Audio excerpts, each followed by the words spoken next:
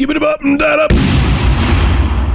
What's going on, ladies and gentlemen? Rich of Review Tech USA, and yes, you are looking at gameplay footage of Crash Bandicoot Insane Trilogy for the PC. Now, I own multiple versions of this game. I own it for the PS4. I also own it for the Nintendo Switch, but I picked this up for the PC out of curiosity because I know you can run it at 4K and 60 FPS.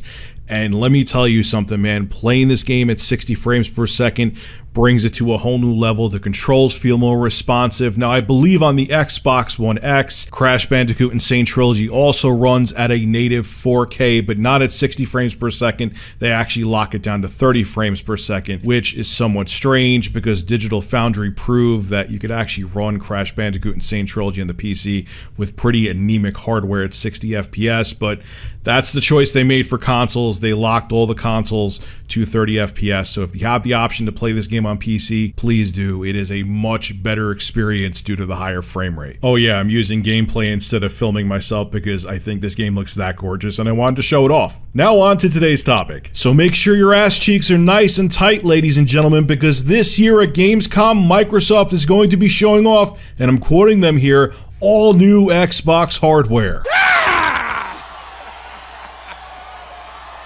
Actually, I wouldn't get that excited because I can guarantee you it's not going to be next-gen hardware. I assure you it's just going to be revisions and maybe some special edition bundles. I guarantee it. As a matter of fact, as I was recording this, I went back again just for the hell of it to check Major Nelson's post about their upcoming Gamescom event, and they actually revised what they said about Xbox hardware. This year at Gamescom, we will be hosting a special episode of Inside Xbox, broadcast live from our Xbox booth in the Kolmesse. Kolmesse. I looked up how to say this and I still can't say it right. Tune in Tuesday, August 21st at 4:30 p.m. for lots of news, Xbox One bundles, and accessories, and features on upcoming titles that we can't wait to tell you more about, and perhaps even a few surprises. Notice now how it says new Xbox One bundles and accessories, not new Xbox hardware. Look, I get it. I understand. It's getting to that point in a console life cycle whenever there's a new announcement from either Sony, Microsoft, maybe not Nintendo because they just came out with the Switch, but you get my point. Whenever there's a new announcement from a console manufacturer or an upcoming announcement, everyone gets excited thinking, ooh, they're going to announce next-gen hardware. Ooh, they're going to announce something new. Ooh, it's going to be a next-gen console. I can't wait to see it. And anytime there's a news article or a blog post saying something like this, everyone loses their minds. But let's be realistic, ladies and gentlemen. The Xbox One X isn't even a year old yet.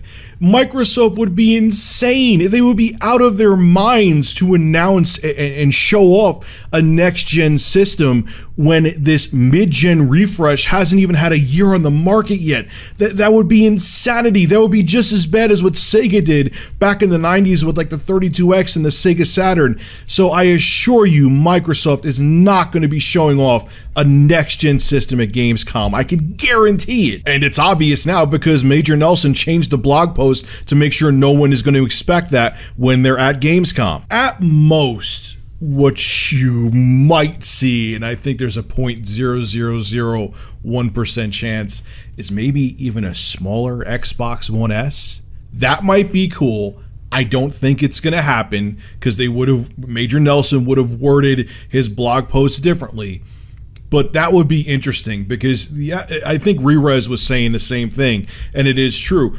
The Xbox One X and the Xbox One S are basically the same size, and the Xbox One X is way more powerful than the Xbox One S. So it would be nice if they could actually shrink down the Xbox One S and make it a very small entry-level console that would be nice to put in a home theater setup that would just sit right under the TV, and that would be interesting to see. I don't think we're going to see that. As a matter of fact, I can pretty much guarantee you we're not going to see a smaller Xbox One S, but who knows? That would be something fun. That would be, maybe that's one of the surprises Major Nelson is talking about, but I don't think so. And I'm sure we're going to see more Crackdown 3 because, that hasn't become a meme by now. I mean, for Christ's sake, they've been talking about Crackdown 3 before the Xbox One even launched, and here we are in 2018, and we still don't have Crackdown 3. But remember, it uses the power of the cloud. Remember that?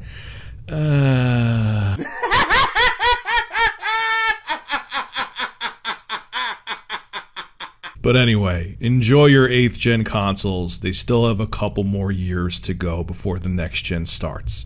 This is Rich, Review Tech USA, signing out. Have a good one.